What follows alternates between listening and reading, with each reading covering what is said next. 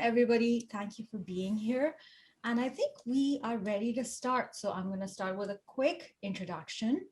I'm Nida Fatma, and this is the Digital Design Talks, where we invite the creme de la creme of the creative tech industry to come and share their experiences, insights, and knowledge on topics that surround us today. We have an incredibly talented human being with us today. Evan Boehm is currently a creative director at Buck Studios, and he's worked at incredible places like Moment Factory and Nexus Studios.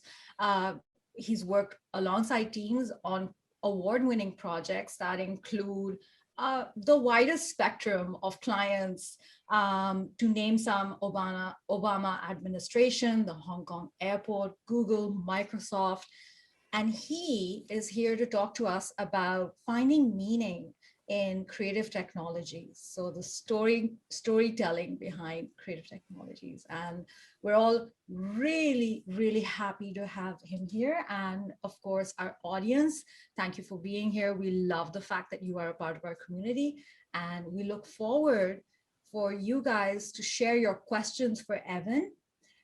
We will have a Q&A with our audience at the very end of this talk. So if you can share them in the chat, we would love that.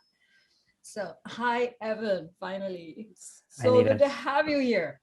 Yeah, glad to be here. Thanks for the slightly embarrassing but lovely intro.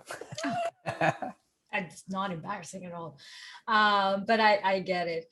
I think I've been doing a lot of research on all your work, which I mean, you've done such incredible work over the past couple of decades, so much work. And I think it's an incredible opportunity for us to be able to talk to you and your experiences. And before we get into particular projects, I kind of want to ask you, like, what got you interested, or what got you into the creative tech industry in the beginning? Like, is this something you always wanted to do from the very beginning? I guess the earliest I can remember is I think it's called the New Tech Video Toaster. And it was like this VFX like machine or something. I'm not quite sure what it was, but it was in the late 80s, early 90s. And I remember a PBS documentary about it. And it was $2,000 you had to pay for this machine. And I don't know, I was like 10 years old.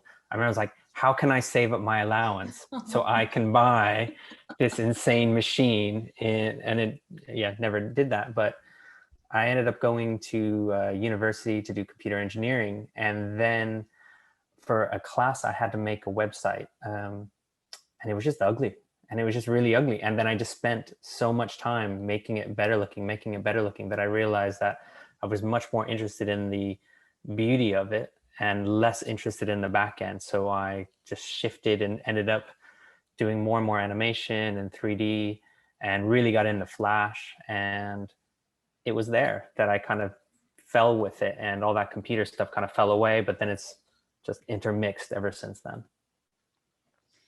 And you know, that's pretty incredible. And I'm hearing like you have a very strong programming background, and of course your passion for storytelling and filmmaking.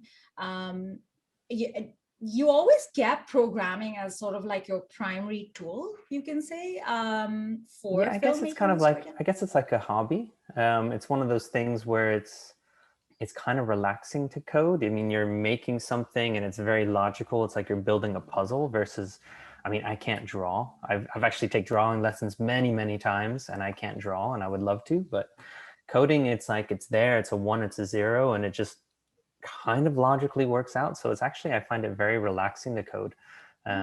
So yeah, even though I dropped out of doing computer engineering, I just kept it in the background, and sometimes I won't do it for months on end, and then I'll come, and it's just intense periods where I just really like to do that. And yeah, that's kind of keeps me active in all like different technologies and stuff by always relearning bits of code or different languages and stuff. Mm-hmm. And so if we get into like one of the most recent projects, I think I have a couple open over here as well. Is there a recent project that you've worked on where, you know, you kind of saw a good balance of artistic expression and having that programming background where, you know, you came up with an immersive or interactive or both experience? I guess it's kind of hard to pick one. Maybe I'll talk about Solace because that was kind of the last big personal project. But I think when I came out and started getting into animation, I mean, I'd always been an avid reader when I was a kid.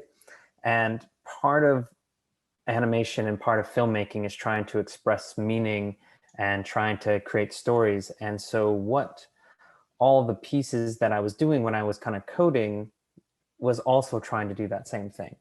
So a lot of my work, and I guess this one was a really good one, where it's animation, but it's code-based animation, or it's trying to find different ways of expressing some type of thing more than the code. So, you know, in film, if someone's got, you know, black hair like yourself or blonde hair like me, that's a kind of something that says something about the person, potentially. How they dress says something, how they're framed. And I've always found that with, you know, you can do that with interaction. You can do that with the way people move through space, the way they interact with objects. So how does the body get used within these interactive experiences? How does the body interact with animation that they can start to create meaning and expressions that aren't just normal in the 16:9? And this project is from 2016, I think. And it's basically a short story where everything is procedurally done. So the entire story is done with a particle system. So we wrote a game engine where every single particle is controlled and dynamic, but they come together to create different characters. And you can actually play with the characters with your mouse and interact with them in real time. And the liquid kind of dissolves around your mouse, reinteracts and stuff like that. So this was really me trying to figure out how to get that animation and expression with the, you know, how can I make someone cry with a mouse movement out of it? I don't know if it's particularly successful. I just, to be straight honest, I think there's lots of issues with it, but it's that attempt that I was trying with this piece. And you know what strikes me over here is your passion for storytelling, and yet you're sort of like using these really interactive tools and platforms. Storytelling, the usual way that we understand storytelling is that it's a linear format, and I'm not hearing any linear over here. So it's more like you know, your audience is discovering their own sort of next step or next chapter, and like, Right. is that important in storytelling for you? Right. Or I guess it really depends on the type of story. It's like, I mean, you can totally do the hero's journey within an immersive experience where you come, you're a normal person, you step through a kind of a barrier or into a different space. There is, I don't know, what do they call it? The mentor in the hero's journey, somebody yeah. that tells you how you're supposed to move through the space. You can have multi-acts, you're supposed to go somewhere and change. So a lot of these story things can be applied to interactive experiences, to immersive experiences. I don't think they're so separate. And, you know, if it's kind of magic realism or kind of postmodernist literature, they have different techniques within them. And I think there's always lots of these techniques emerging through immersive experiences as well.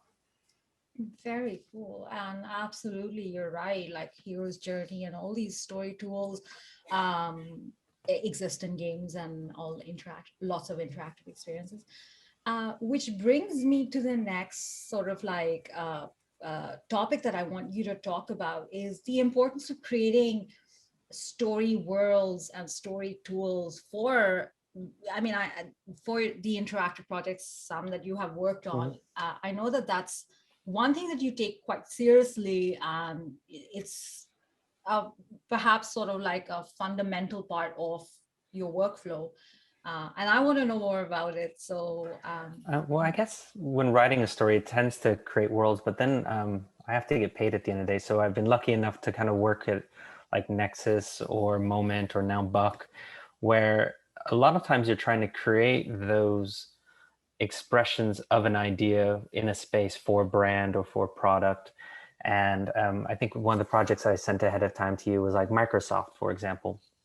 So like when Microsoft definitely have ideals. They definitely have feelings. When you come and experience Microsoft in a physical sense, they definitely want spaces to feel a certain way, you to respond and imagine different things. They have different, brand attributes, so to speak. So when you're, such as this project, when you're helping define what a retail space is, you're helping to define how Microsoft, we'll say that again, how people move through the Microsoft story world, so to speak. So a lot of it is how they engage with these visuals, but then also engage with the interactive experiences, how they cross the threshold, how they interact with, I don't know, someone working there, how do they move through the space, all those kind of things work as well. Mm-hmm. I can definitely see that is being communicated. I kind of want to jump to a slightly more difficult project, I guess, in terms of like relating a story and having the story arc and the story beats. I want to hear a little bit more about, your project right over here. Like, what were the sort of like story beats or the main concepting over here? Well, this particular project, this is the Jean Cartier Bridge in Montreal. Just to give some context for people, it's twice the size of the Eiffel Tower, and it's kind of an icon of Montreal. And I was actually brought on 2 years into the 3-year project, and it was, I think, um, the first week on the project they installed their first pixel on this particular one. So the design of it was made, and the concept was made, which was not by me. It's by a guy named Gabriel Pontebrant, where the idea was, how can we show the life of a city in this architecture? How can this piece of architecture always respond um, to the city in real time? So essentially, every single pixel in this across the length of it is controlled in real time. It's all run through Unity of all things, and it takes Twitter, it takes some, oh God, it's been a few years, but it takes lots of different data feeds. I think there's like 5 or 6, and then tries to make essentially what's like a news program multiple times a night, where it takes them and creates like, oh, here's what the weather was like, and it creates animation based on the weather data. Here's what people are talking about in Montreal. It creates stuff like that, and it changes every hour. It recompiles the animation and then puts it on the bridge for I think 5-6 minute show. So the idea is just you go down there, you can kind of watch it, and it's quite abstract. But you can go to the website and look alongside, like, oh, okay, these days are filling in, and possibly, Montreal feels happy. So that particular section, there's lots of kind of up and down, and it goes very green. And I remember the Montreal was kind of sad. It was kind of blue and not a lot of movement. So trying to turn it almost into a character that lived next to the city that you can appreciate. And I don't know if you know Montreal, but there's a few bars underneath it as well. So it's actually quite nice to go drink down below, and you kind of have this light show once an hour. It's just breathtaking, this project, and the scale of it, how enormous this whole structure is, and then the harmony in it, and it just really feels like a part of the infrastructure in the city as a character, really. Yeah, it's amazing actually. If you come into Montreal at the right time, flying in, it's like the brightest thing there, and you can kind of see some of the patterns and movement from the airplane, which is great. Don't get to do it. Well, I haven't done it in over a year now, but occasionally when you did, it was really nice to see. It did feel part of the definitely anchored in the city. I love it, and I'm going to jump over to something that's a little, I guess, alike, which is a lighting design of right over here. So the White House holiday lights, and it's a project for Google. Yeah, so when I was at Nexus, we had a long partnership with a program which is no longer around, called Made with Code. And it was essentially Google's way of getting more girls into programming. So what we did with Google was we would create lots of different projects that would inspire girls to program in different ways. So sometimes they would program an LED dress, and we would build the interface where they can do that. Trying to remember the other ones. Some of them were much more simple, like they would build their own emojis. This one in particular was great, where they actually, Google were able to kind of get all the trees outside the White House, and there's 56 for the 50 states plus the territories. And a girl could go online anywhere, say, oh, I want to program the tree of California. They write some code and they would send it to the website. Oh, there's me from a much different haircut. And they would send it to the website, and they would get a time back saying your code will be on the Christmas tree, sorry, the California tree at 7:15 on December 14th. And you can go down there and take a picture next to the tree that you had programmed. And so there's, what was it? There's 56 trees, and you had about 15 seconds of light show for yourself. So you can imagine that every night for 30 days. And it was great because Obama, oh, there I am again. Obama kind of opened on national television and kind of announced it, which was great. And it was cool because we hung out there for a while, and girls would come down and they would take photos next to their tree, and hopefully it got a lot of them into code. Mm-hmm. That it's a stunning project, which is sort of like, driven by the people, created by the people, and then you guys are creating the platform where everyone's coming together. And I wonder what's that initial concept? How do you even come up with something like this? Well, actually, the agency kind of came up with this particular one that we were working with, and we spent time, I'm blanking on the name of the agency, 72 and somebody, doing many projects with them for Google. And theirs was like, hey, we have this relationship with the White House, and we're going to try to do this thing. How quickly can we do it? And they talked to the producers at Nexus who were like, this is crazy. And then we talked about more. I was like, actually, we can do it. And I think the whole thing came together in like 6 weeks or so. So it was pretty mad, but because we had that good relationship and doing multiple of these projects, and the platform kind of already existed because we developed it over many other projects, it came together quite quick. I think there's this one sort of like underlying pressing question that I can feel from the audience is, how was it working or with the Obama administration? Well, I didn't actually get to meet him, sadly enough. We were there and get to press the button, and I remember standing with the executive producer, and he's like hugging me like crazy when it actually worked on television. If you practice it, but you don't know. But we met his stand-ins, and we met people from there, and they were great. It was nice and easy and professional, I guess. Awesome. There's just so many projects right over here, but I'm gonna jump over to this one that I think, if I remember correctly, this is an interactive film that you have worked on. Could you just talk to us about, what are the story worlds and how did it come about? This actually came out of a workshop I did at iBeam in New York, about 12, 13 years ago. And it was a week-long workshop where everybody, I think it was like code and music, put on by Ghostly International. And I came up with the silly idea, like, okay, we have to code a project to a piece of music. I'm going to basically create The Old Man and the Sea by Hemingway in a week. That was my goal. I'm going to do the entire Old Man and the Sea of Hemingway in a week, and I'm going to make it interactive, and I'm going to do it to one of the pieces of music that was supplied, which is insane, but I decided that was what I was going to do. And I think if you scroll down a little, that was kind of the result. It was all in C++, and there's just kind of this boat on a diorama, and the diorama would shift depending on how you looked at it. And so off the back of that, I think WebGL was coming out shortly after. I think WebGL, I literally, like the week after it came out, we decided, all right, I'm going to try to recreate this in WebGL, but I'm going to make it bigger and actually spend more than a week on it.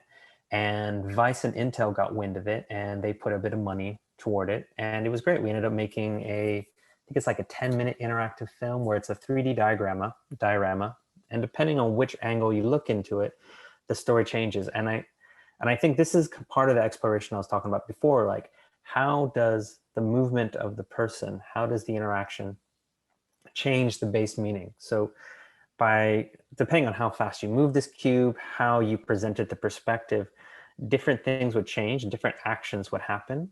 And so the idea was that your potential movement and changes in perspective and how you're viewing it would change the story. So yeah, I think in that bottom frame there, you can see two worlds that are kind of cut. There's like the light world and the dark world. Yeah, that one. And you would see the same character through different lenses depending on which side of the cube you would and how you interacted, it would change. Very, very, very cool. And even like how the compositions are coming together and the colors, and and I know that that's all procedural or that's all being generated, but there is balance and harmony in it. So that's the puzzling part for me, where I'm like, uh there's a lot more genius behind it, and you're being very kind about it in explaining. I think the one other question that our VFS team has pre-prepared before we get into the next round is a little bit about like what part of creative tech or emerging tech is kind of really exciting you these days? Something that might be coming up or something that's already in existence? Oh, stuff that's already coming up in existence. Oh, that's a hard one. I guess it's creative tech is very much kind of changed. It's been commodified the last few years. It feels like if we say 15 years ago, it was very much about people hacking things to create something new and sharing in open source. But a lot of the open source communities have, I don't want to say died, but they've definitely withered. And big chunks, and I know a lot of schools are actually teaching kind of proper commercial software that does a lot of the same things. So in some senses, it's less about the creative tech and the hacking stuff now, and it's much more about and people are more knowledgeable about this stuff, kind of experience design around products, around technology. And yes, there is still that hacking element to a lot of things, but it's definitely has like a different tone. What to say I'm excited about? I don't know. It kind of changes from day to day. So I'm actually just going to pass on that one. I'm not quite sure. I mean, I have to open up my if my I can, bookmarks. I know if I can pin things together, and I think I remember this from our earlier chat as well, and you said the same thing, is like how much stuff has come up as open source generated by people, whether it's software, whether it's intelligence, whether it's, and just how that is rising as an industry on its own is actually very incredible, right? And Well, yeah, I think part the industries and people who are willing to pay stuff and know about it has shifted so much. A decade ago, you talk to an advertising agency, for example, they know how much a 30-second spot on television is going to be. They know what quality they're going to get. And a lot of times they would just talk to artists, to production companies, and they're just like, I just want something cool. I don't even know what it is, but I want to be innovative because of blah, blah, blah. And I think that's shifted now where there's more knowledge about what can be made. The pricing has been kind of evened out. There's much more many people working in the field. So I think that's been a big shift, and it's great because there's a lot more people making interesting work.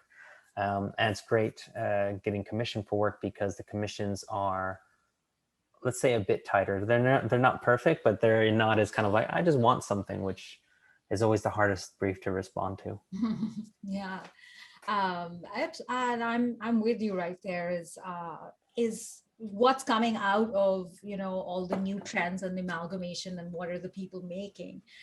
And now I kind of want to wrap up this round and hop over to our rapid fire round, where we have a couple of questions pre-prepared for Evan. No. And we're gonna go through them super fast. Okay. It's going to be fun. So we're starting the rapid fire round now. And actually, before we start the rapid fire round, oof, what tension, anticipation. Audience, please do share your questions. So right after the rapid fire, we're going to share your questions with Evan, and that's when he's going to address them. And now, the moment that we have been waiting for. First question for the rapid fire round. If you could choose any other if you could choose any other career apart from one in creative tech, what would that be? Um, I think I'd probably do something around books or writing. I'm not a very good writer, so maybe a critic of writing? No. Probably, yeah, something around writing, I think. Very cool. Next question. What do you do to overcome a creative block? I have many, many tabs and many, many bookmarks, and you just scroll for hours until you can't scroll anymore. Okay, awesome. Um, Next question. What is the longest amount of hours you have worked in one sitting? Oh, I don't know. It's probably pushing 50, maybe. I've kind of stayed up all night, and I've slept in offices. I've slept in Nexus a few times. I haven't slept in Buck or Moment Factory, but I did sleep in Nexus a few times. So yeah, there's probably a good 50 there. And this is sort of like a reality check for all of us, the audience, who like seeing this work, the amount of hours that you have already put into it. Yeah, absolutely, yes, it does make a lot of sense. All right, next question. Is there a project that you would like to work on again? Um, yeah, I think that Solace one I'd like to do again. I think there's just learned so much since then, and I see so many problems in hindsight that I'd love to kind of readdress many of them. So yeah, I'd love to go back to it. Spoken like a true artist, I have to say. Um, One word to describe a creative director in creative tech. Oh, always wrong. Oh, that's two words, but always wrong. There's always a better way of doing something. Most inspiring artwork. I have no idea. I got a drawing from my kid above my laptop. I'll say that. I think my wife's watching. She'll like that answer. Hey, I agree that that is the most beautiful artwork. What's on your bedside table? Um, I'm reading a book called High Weirdness about psychedelic experiences in the 70s. Oh, very cool. And I guess question number 8 is, well, I'll twist it. What's the last documentary you watched? Oh, it's been Wild West Country. Oh, isn't that one on Wild Wild Country? There's a thing on Netflix about the religion in Oregon. I'm blanking. I need to check this out. I haven't seen this one. How did you like it? It was great. It was very fascinating. Okay, now, second last question. What's the worst trend right now? The worst trend in just creative tech or just in general? I don't know. I follow the NFT space. There's so many bad things on that. There's some good things, but there's so many bad things of people just making stuff for a little bit of money and probably burning the earth a bit. Absolutely. Okay. And the best trend right now? Probably people who are suddenly not making artwork for a long time and going, oh, NFTs, I can make artwork again. So if there's a responsible way of doing it, but that's actually pretty interesting. A lot of people coming out of the woodwork who haven't produced art in a while or have never done it, who suddenly are inspired. And they have a platform. Very, very cool. Okay. So that is the end of the rapid fire round. Thank you very much for that. Your answers were incredible. And we are going to jump to our audience Q&A. So audience, if you haven't already, please share your questions in the chat. And we have quite a few questions right over here. So we're going to get started. Yeah. David Cruz is asking and saying, hi, Evan. What do you think about the future in the main title design? Interactive design, maybe 3D is just perfect. Sometimes it's not adding more to the story. Should we focus on our work into a better storytelling? Maybe. I'm not sure I understood it, but if it's focused more on story, I would always say yes. Yeah, it sounds like so. I think the main question is, what do you think about the future of main title design and interactive design and the incorporation of 3D? Incorporation of 3D into main title design? I'm not quite sure. I guess it's been going for years, so Yeah, I'm not sure on the question. I do agree, like how you answered it before, is like the storytelling is the primary, and then the tool, whether it's 3D or whichever. It doesn't really matter. Yeah. Yeah. Okay, next question. Giovanna Sassi, uh, could you tell us about the limits or the gaps between what is idealized and the end result? Can technology restrict an idea, or it can be a new way to guide the project? Great question. Yeah, there's a few things in there. I think the ideal and whatever actually happens is they never match. I mean, that depends on people, but they never matched for me. It always starts someplace, and every project there's 1,001 little cuts. And does a restriction help guide? I think that maybe I might have touched upon that before. Where it's like blue sky, I'm kind of useless, but if it's like, oh, you have to design for this platform within these parameters, it really helps. And you're on a project and some technical person says you can't do this, or some creative person says you should do this, and that's guides you all the time. So I think it's restrictions can be quite good, and they'll steer you into places you probably wouldn't have gone. Mm, mm. Next question is from Hijaz Ahmed, and he's saying, congratulations for being at Buck for this time. What are some breakthrough ideas you have brought from previous projects now working at Buck? So anything that's kind of rolled over.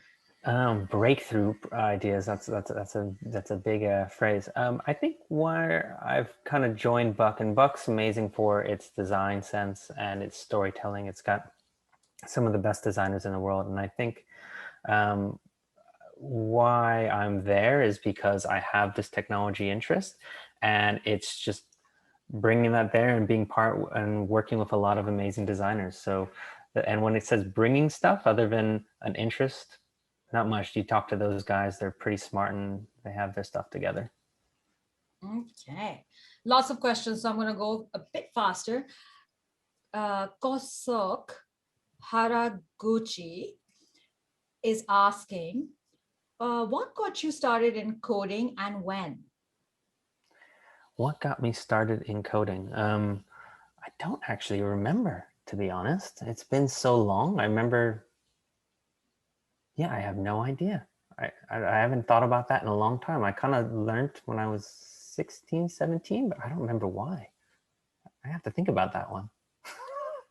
Maybe it wasn't just one instance, right? Maybe it happened in particular I don't know. I different think it was moments. just like, I want to be in computers. I'm 16. What do I do? And then you kind of just start to learn. I think it was more about that. Very cool. Evan Pav. Hi, guys. Thanks for the discussion. My question to Evan is, what is the future for augmented reality in creative tech? And what is the most interesting experience you've worked on with this AR technology? What's the future of AR? I guess it's that first half. It's we all know that the big tech companies are all fighting over to be the first to market with their really kick-ass kind of glasses. What happens after that?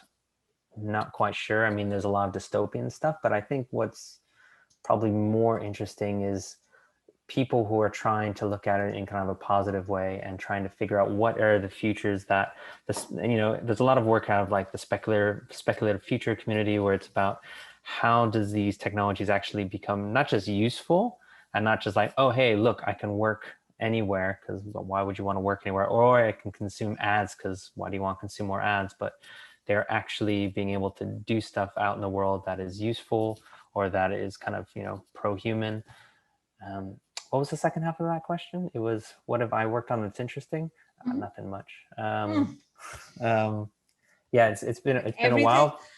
No, it's I think there's most of the stuff I've done is for ads, I think, but I think the good work that's being done out there is done by a lot of the kind of creators. Like I know Snap have released their Snap Lens, is that what it's called? But it's the program where anybody can make their own AR filters, and AR filters have been around and simple and stuff, but the fact that they've opened it up and thousands of people can do it is great. And there's tons of weird stuff getting made, and that's, I think, the fun stuff. Stuff I made is generally for advertising, but I much prefer the looking at the young creators doing stuff there. One more question, actually lots of questions. Ruben Diaz, incredible designer. When did you feel your professional career jump from a regular designer creative to a pro designer creative? I started lying. And that's the truth. Like I was an art director. I was a freelance art director and kind of animator around London.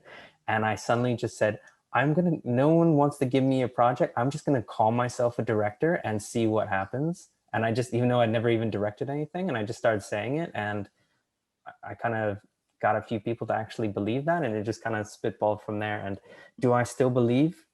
I guess now I'm professional, so yes, I do believe now. But for a long time, it was like, no, I'm just going to say it and see what happens.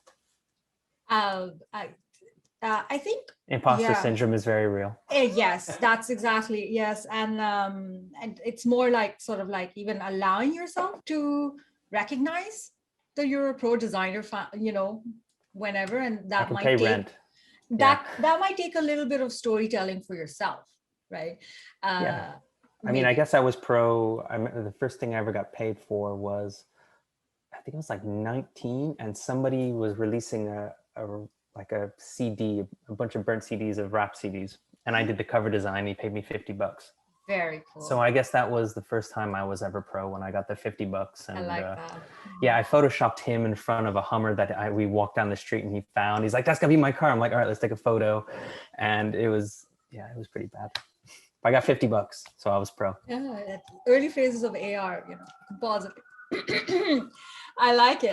Okay, your next question is from Arti. I apologize for the background noise. Do you feel that literature has been a big source of inspiration for your creative work? Yes, I think it's the main one, I would say. If we go back to, there was Hemingway I mentioned before, trying to base a story on that. Solace is actually a short story from the science fiction author Jeff Noon. And just an anecdote about that, I've always had that story in the back of my head, and a developer, I interviewed a freelancer, and we just would start talking, and the interview went for like 2 hours, and it was really good. And we were just chatting, and I mentioned this story, and he's like, "Oh yeah, I know the author." And I was like, "What do you mean you know the author?" He's like, "Yeah, he lives near me in Brighton." And I was like, no, he doesn't live in Brighton. Sorry, this is in England. He lives in Manchester. All his books are in Manchester. He's like, "Why do you think he's not released a book in 10 years? He's moved to Brighton. He's like my neighbor." So he suddenly introduced me, and then it was like, oh, I get to work with this author that I've had I don't know, that story in my head since I was forever, and it was great. But yeah, literature, I would say, is easily the top influence. Wow, I love this story especially. Okay, Jonathan Brioche is asking, do you feel that it is better to be multidisciplined in different aspects of motion design, or be focused in one area of design such as 3D? I think it depends what you want to do. If you want to become a CG supervisor and very technical and kind of work up the more technical ranks, I would say be very specific. If you want to explore and kind of jump between different projects, I would say be multidisciplinary. I mean, you hear that question a lot, but I said it's really about your end goal of where you want to go. Next question is from Frida Montes. What drives you to keep creating? Is there any social or innovative motivation added to your projects, even if it's subconsciously?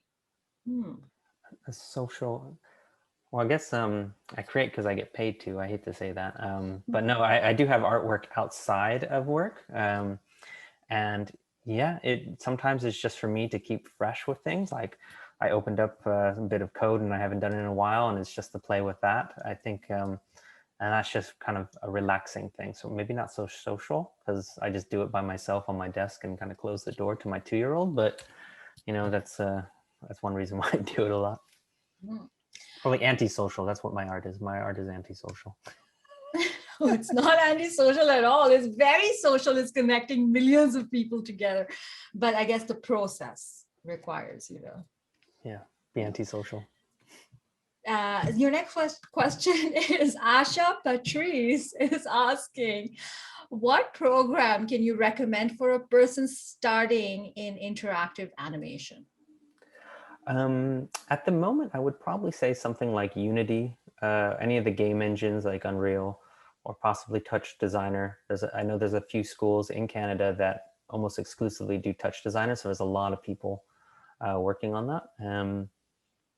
But yeah, and then once you start doing maybe some web stuff around WebGL and JavaScript, that's very easy to kind of move from space to space, from software to software. Mm-hmm. Looking at the time, you do have a lot of questions, but I have you for 15 minutes, so we're gonna roll out more questions. Your next question is from Daniel Sillard. I want to pursue a career that utilizes visual effects and 2D animation. Would you suggest attending university to enhance my skills? Again, it's dependent on what you want. I think there's many designers out there who just get their own kind of work and then find work off the back of that. I think university is really great for space to have critique of your work and space to do longer projects. That's what I found, is people telling you, not that your work's bad, but like it can be improved in such and such a way, is pretty is very valuable, especially if those people are paid to do that and they're good at it. An incredible designer, Miranti, is saying, "Hi, Evan." Sorry, got moved. Hi, Evan. Thank you so much for your insights in creative tech. You mentioned that the industry is shifting. Open source is a bit wilted. People are becoming more knowledgeable now. Do you think this will affect innovation in creative tech? Or what do you think the future of creative tech is going to look like? I think it's always going to change, and I think there's always going to be tinkerers. Maybe wilted was the ones that were big before have wilted, but I'm sure there's other scenes and other things that are being made and coming about, stuff that I haven't heard of, or you kind of get a sense of here and there where people are building stuff. I mean, I have no idea about, say, for example, Roblox, which has got like, it's a way for people to design their own games. And it's got, I think it's something like sorry, I don't get the statistic right. It's 50% of under 16-year-olds have an account on Roblox. Whoa. Which is insane when you consider that probably the 6-7-year-olds and below don't. So it's probably like 75% of like 16-year-olds. And you can design your own game. And it has its own kind of like block coding language. And what comes out of that, I have no idea. Yeah. Zero idea, but I'm sure there's some amazing stuff. That are coming out of it. People are doing weird things. And so I'm sure there's scenes out there, just like, I don't know, I know particular scenes of music. I'm sure there's some weird death metal that is amazing that I've never even heard of. And that's kind of similar in tech. You can't just know it all. Okay. Richard is asking, what do you think of virtual production as a tool of creativity? What's Richard's last name? It's just got missed. I'm sorry. Cormier. There we go. Cormier. Yes, I know. You know Richard Cormier? Yes, I know saying Richard. That right, Cormier. Yeah. No, yeah. Richard looks after an XR studio. Funny enough. We used to be colleagues at Moment Factory. No, I know Richard missed this at the beginning, but I'm actually on an XR shoot at the moment. It's a great thing. It's really tricky, but the fact that you can build all the content in real time. And I heard somebody say the other day, it's like filmmaking in the 70s, where before it's like, oh, we're shooting it on a green screen, and then so much decisions happen after the fact because there's VFX army that are making all the decisions. Here, because it's all shot in camera, you have to make it ahead of time. And then when you're on set, somebody can go, actually, I think that cup is wrong. And there's an art director who walks up and changes the cup. And so there's a much more collaborative space within these stages. Awesome. Looking at the time, Pallavi Singh is asking, being primarily a visual artist, what do you suggest I can do to start my career in creative tech? I often get caught up with the aesthetics more So it would be an obstacle. I think that's okay. I mean, I get stuck in trying to make things like, and so often I can't actually deliver. It's almost like a lot of times just getting stuff out into the world, even if it's not super polished, and trying to share it. I know Buck, I'm not gonna do a plug for Buck. I'll do a plug for Buck. They have this Instagram account called Buck You Back, where they have, artists that it's almost like scouting for talent, where if they actually tag Buck You Back with their art, and we're trying to get more creative tech and generative stuff in that. If you tag that, they'll kind of feature it and stuff like that. So I think it really is just sharing it, even if it isn't perfect. Like I said before, I'm not too happy with half my projects. So you just got to put them out there and move on and learn something new. That is a very important advice for all artists, because I think this is one thing very much in common is the pressure of like publishing and releasing work, and when does it end, you know. Your next question, we have a lot of questions. Alejandro del Solar is asking, hi, Evan, with all the technology evolution and such powerful things like AR, VR, do you think techniques like 2D and traditional animation are going to disappear eventually? Oh no, Mm. definitely not. Absolutely not. In fact, even at Buck Now, we were asked to do an AR project, and the ACD, the Associate Creative Director's response was like, "I'm going to do it all in cell graphics and cell animation." So he's actually building the whole AR experience, and everything's going to be hand drawn in cell. So, and it looks gorgeous. So yeah, definitely not. I think 2D will always have a space in the world because it's all about curves and it's illustration styles. Mm. Simran Jeet Singh is asking, hi, Evan, while pursuing creative tech, were you ever attracted to another field? Or what were the distractions that you had to face? Lots of distractions. Questions. Distractions. Well, for a while, it was just pure animation. I was just a 3D freelancer for a few years. And it was only kind of once I started realizing that I can bring code into the 3D and actually write scripts for 3D that they kind of started to really merge. But yeah, for a long time, code was more of a hobby in the background as I moved to more animation. But now, hopefully, I was at 50-50. I don't know, probably code is a bit heavier now.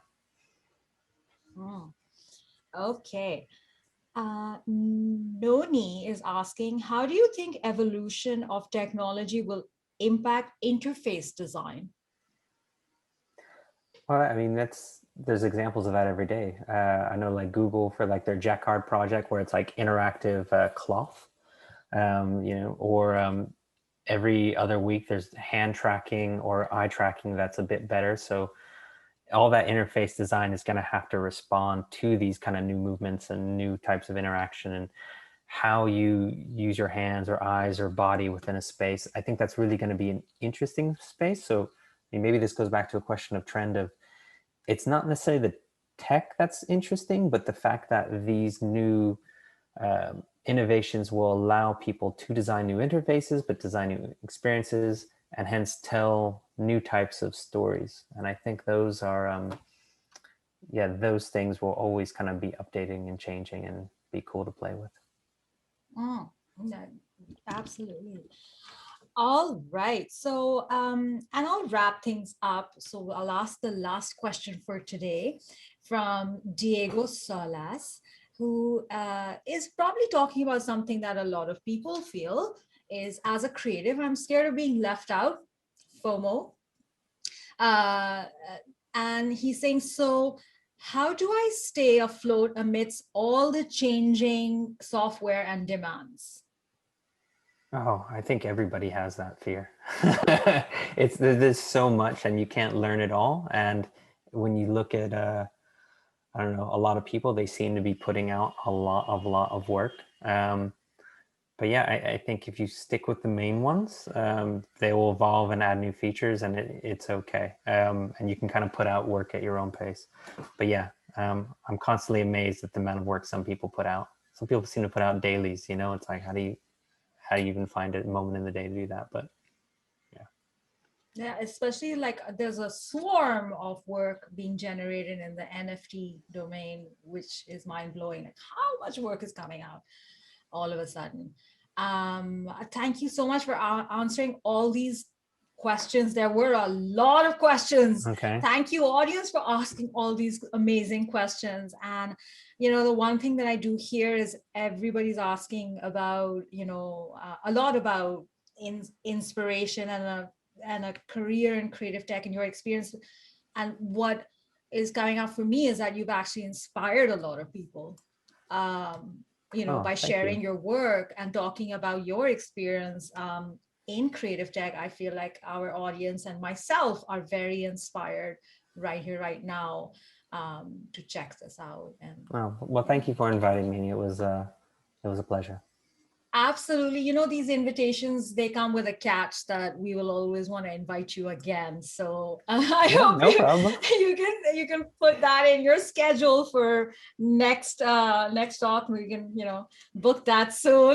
But this talk itself was really, really fantastic. On behalf of our team at VFS, we want to really thank you for taking out this time. I know you've been having like a crazy couple of weeks working on your main production, which is just one of the projects that you're working on. So this one spot for us, it means the world to us. Thank you.